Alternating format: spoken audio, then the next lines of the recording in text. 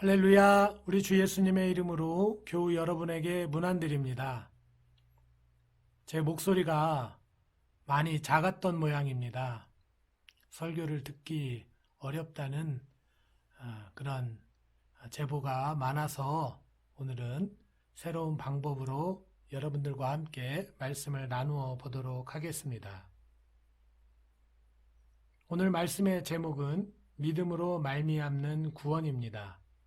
성경 본문은 에베소서 2장 8절 너희는 그 은혜에 의하여 믿음으로 말미암아 구원을 받았으니 이것은 너희에게서 난 것이 아니요 하나님의 선물이라.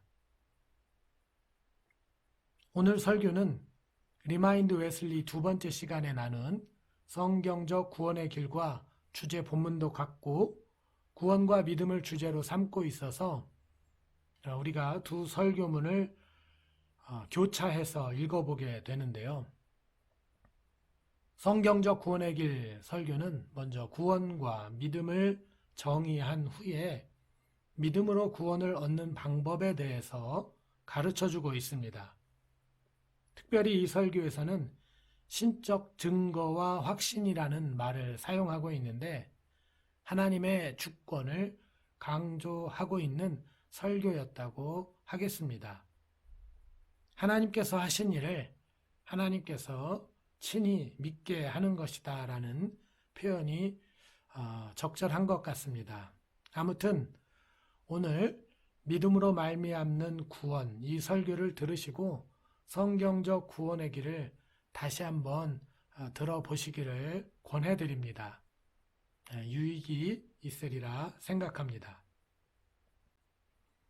오늘 설교를 공부할 때 아주 흥미로운 이야기가 있는 것을 보았습니다. 믿음으로 말미암는 구원 이 설교가 당시 옥스퍼드 대학 안에서 행해진 설교였는데 웨슬리는 설교하기 전부터 이미 이 설교가 청중들로부터 외면받게 될 것을 알고 있었다고 하는 그런 이야기였습니다. 여러분께서도 믿음으로 말미암는 구원 이 설교 본문을 읽어보게 되시면 그 이유를 단박에 알아채실 수 있을 텐데요. 가톨릭 교회를 공격하고 있기 때문입니다. 영국 국교회는 정치적으로만 분리되었을 뿐 그 내용이나 형식은 로마 가톨릭과 크게 다르지 않다고 말할 수 있을 텐데요. 그래서 오늘 웨슬리의 설교에서 로마 가톨릭 교회를 공격하는 이야기는 당시 영국 국교회 신도들이었던 옥스퍼드 청중들이 반가워할 내용은 아니었던 것입니다. 그렇다면 이제 웨슬리는 오늘 설교문에서 어떤 내용을 다루었을까요? 우선 세 단락으로 정확히 나눌 수가 있는데 첫 번째, 우리가 구원을 받을 수 있는 것은 어떤 믿음에 의해서인가? 두 번째, 믿음으로 말미암아 얻는 구원은 어떤 것인가? 세 번째, 당시 유추할 수 있는 반론들. 웨슬리가 오늘 설교한 것에 대해서 반론들을 사람들이 제기할 수 있는데 이 반론들에 대해서 어떻게 대답할 것인가? 이렇게 오늘 웨슬리는 세 단락으로 설교를 하고 있습니다. 그러면 우리가 이 내용을 잠시 요약해서 살펴보겠습니다. 먼저 우리가 구원을 받을 수 있는 것은 어떤 믿음에 의해서인가? 이 물음에 대해서 웨슬리는 일반적으로 그리스도를 믿는 신앙이다라고 말합니다. 웨슬리는 이교도라고 할 때 그리스와 헬라 세계를 말하는데 이것은 이교도의 지적 동의의 믿음이 아니라 마음으로 믿는 것이라고 합니다. 그래서 이 신앙은 현세에서 예수님에게 무언가를 기대했던 제자들의 믿음과도 다르고 그래서 예수님의 죽으심의 필요성과 공로 그리고 예수님의 부활의 능력을 깨닫는 것이라고 말하고 있습니다. 그러므로 그리스도인의 신앙이란 그리스도의 복음 전체에 대한 동의뿐만 아니라 그리스도의 보혈에 전적으로 의뢰하는 것이어서 그리스도의 공로를 통해 자신의 죄가 용서받고 하나님의 사랑으로 화해되었다고 하는 확신이라고 말을 하고 있습니다. 한마디로 우리의 구원이신 주님께 접붙여지는 것을 의미한다 말하는 것입니다. 그렇다면 이제 두 번째로 믿음으로 말미암아 얻는 구원은 어떤 것인가? 웨슬리는 중요한 포인트 두 가지를 말합니다. 하나는 현재의 구원이고 다른 하나는 죄에서 구원입니다. 사도 바울이 에베소 교회 교우들에게 너희는 믿음으로 말미암아 구원을 받았다라고 선포하고 있습니다. 현재, 바로 지금 이 순간 구원을 받은 것을 선포하고 있는 것이죠. 그리고 그리스도인은 죄의 지배에서 구원을 받았기 때문에 죄를 짓지 않는다고 말합니다. 요한일서 3장 9절에 하나님께로부터 난 자마다 죄를 짓지 아니하나니 이는 하나님의 씨가 그의 속에 거함이요 그도 범죄하지 못하는 것은 하나님께로부터 났음이라. 그러므로 이것이 바로 믿음으로 말미암는 구원으로 현세에서도 얻을 수 있는 구원입니다.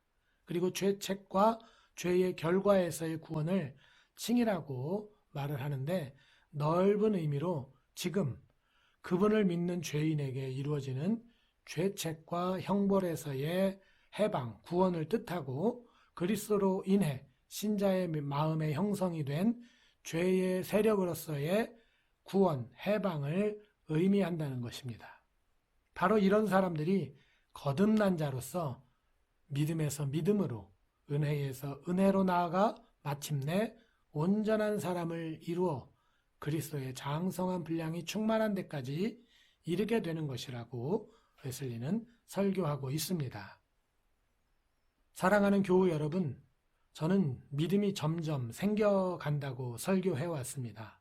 아무런 과정 없이 믿음이 생길 수 없다고 보기 때문입니다. 심지어 부모와 자식 사이라도 믿음이 쌓이는 과정이 있습니다. 그래서 저는 주님을 알고 깨닫고 믿고 누려가는 것을 중요한 신앙 캐치프레이즈로 삼고 있습니다. 그동안 설교에서 누누이 이것을 강조해 왔습니다. 여러분, 주님을 깨달으십시오. 그래서 주님을 믿으십시오.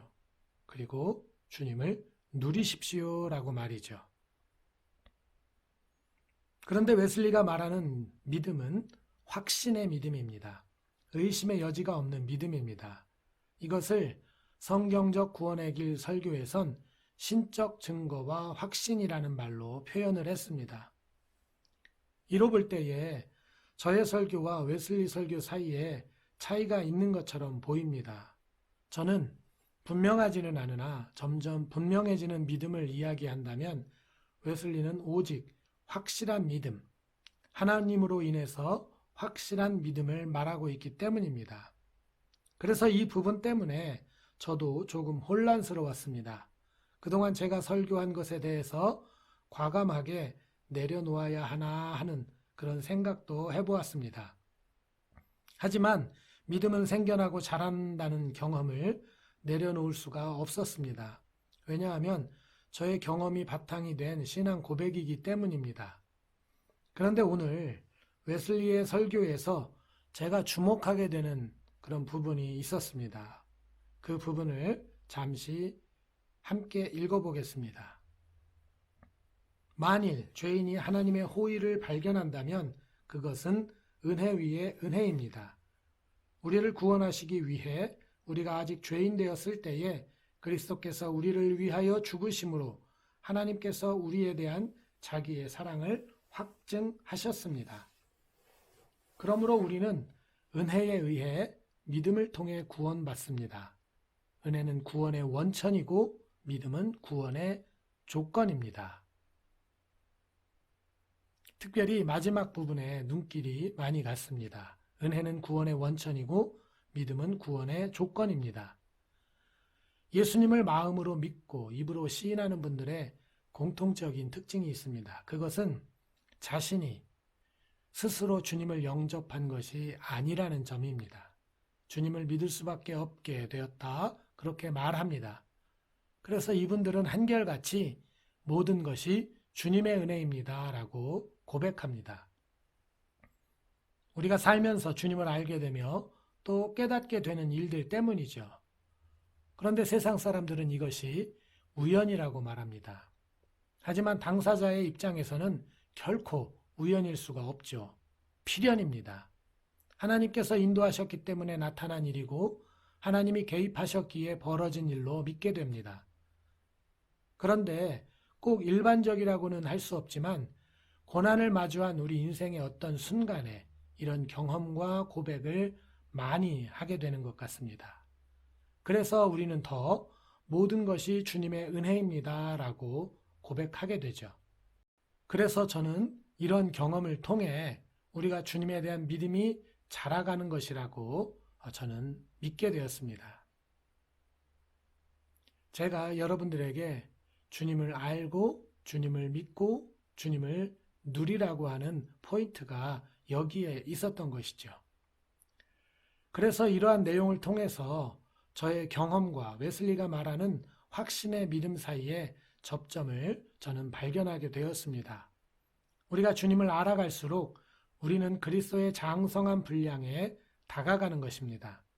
물론 이 알은 수박 겉핥기식의 알은 아닙니다. 그리스도의 길이와 높이와 넓음 속으로 나아가는 것입니다. 그래서 웨슬리는 우리가 예수 그리스도에게 접붙임을 받는 것이다 라고 설교하고 있는 것이죠. 물론 웨슬리가 말하는 은혜는 이것이 전부가 아닙니다. 웨슬리는 현재의 구원은 물론 죄에 대해서 아주 자세하게 말하는데 죄의 책임, 죄의 두려움, 죄의 권세와 같은 이야기입니다. 이 모든 것으로부터 구원받는 것이 사람의 노력으로서, 즉 율법을 지킴으로 이루어지는 것이 아니라는 것이죠. 사실 사람이 감당할 수 없는 죄에 대한 책임을 져야 합니다. 그런데 이것을 주님이 해결해 주신 것입니다. 또 역시 사람이 감당할 수 없는 죄의 두려움 또한 주님께서 감사와 기쁨으로 이를 극복하도록 우리를 도와주셨습니다. 그리고 마귀를 감당할 수 있는 사람이 여러분 어디 있겠습니까? 우리들은 세상을 살면서 나쁜 사람들도 감당하기가 어렵습니다. 그렇지 않습니까? 착한 사람들은 착하게 반응하는데 나쁜 사람들은 정상적으로 그리고 선하게 반응하지 않습니다. 그러니 우리가 어떻게 그들을 감당할 수 있겠습니까? 그리고 그들을 이길 수 있겠습니까? 그런데 하물며 나쁜 사람의 원천인 마귀, 사단을 우리가 어떻게 감당하고 이길 수 있겠습니까? 하지만 주님이 이기셨습니다.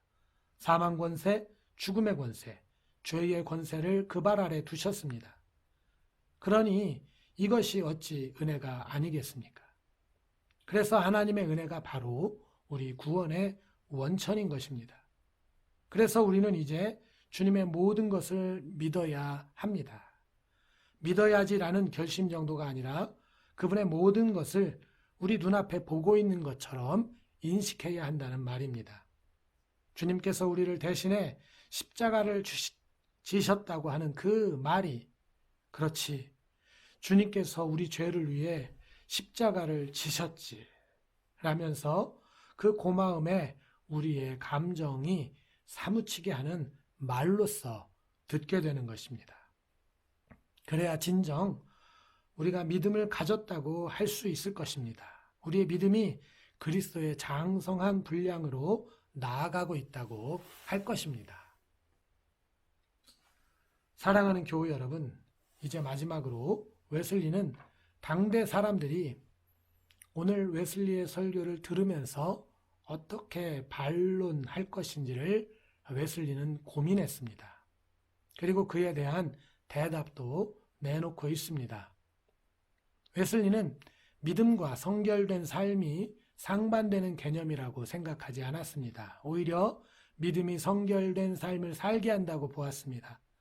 믿음이 충만한 사람은 자만할 수 없다고 보았고 죄에 머무를 수 없다고 말합니다. 또한 믿음은 사람으로 낙담하게 하지 않고 불안이 아니라 위로와 소망을 누리게 된다고 말하고 있습니다. 그래서 믿음으로 말미암아 구원을 누린다고 설교하고 있는 것이죠.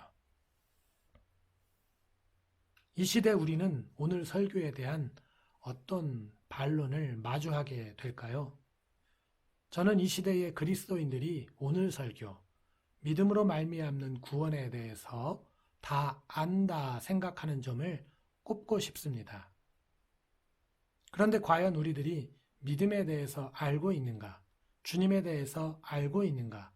우리들이 사용하고 있는 신앙적인 언어를 이해하고 있는가 하는 점입니다. 오늘 설교를 준비하다가 우리들이 즐겨 사용하는 말이 문득 생각이 났습니다. 주님 안에서 사랑합니다. 우리는 이 말을 즐겨 사용하죠. 그런데 여러분은 이 말을 온전히 이해하고 있습니까? 제가 보니 이 말 속에는 하나님 사랑, 이웃 사랑의 하나님의 법 정신이 고스란히 담겨 있습니다. 그런데 우리는 이 말을 각자의 상황에 맞게 차용한다는 생각이 들었습니다. 한 예를 들면 나는 사랑하는 아내가 있는데 다른 여인에게 사랑한다고 말하는 것이 부자연스럽고 어색하기 때문에 주님 안에서 사랑합니다 라고 표현하는 것들 말입니다. 사랑하는 교우 여러분, 믿음은 우리로 바뀌게 합니다. 믿기 때문에 일어나는 변화입니다. 그러나 믿고 있다고 생각하는 것은 진정한 믿음이라 할 수 없습니다. 왜냐하면 변화가 일어나지 않기 때문입니다. 성경 이야기를 잘 꿰고 있고 은혜 받은 이야기를 많이 나눈다고 해서 믿음이 있는 것이 아닙니다. 믿음은 우리로 하여금 지금 우리가 구원받았다는 것을 깨닫게 합니다. 뿐만 아니라 죄에서 구원받았기 때문에 죄와 멀어집니다. 이 믿음으로 말미암아 현재의 구원을 누리고 그리스도와 동행하는 사람을 즐겁게 누려갈 수 있는 것입니다.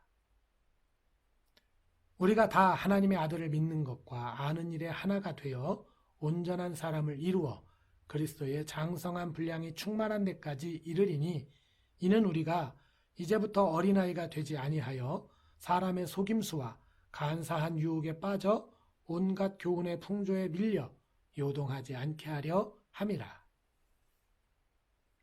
오늘 우리는 구원이라는 개념을 변하지 않은 내가, 아직도 변함이 없는 내가 수렁에서 건져지는 것이라고 생각하는 데서 벗어나기를 소망합니다. 구원은 내가 그리스도인으로 변하는 것입니다.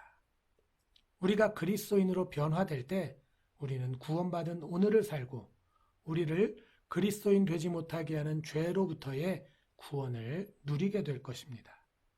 그러므로 오늘 우리 모두에게 그리스도의 장성한 분량을 사모하고 간구하는 은혜가 충만하시기를 예수님의 이름으로 축원드립니다.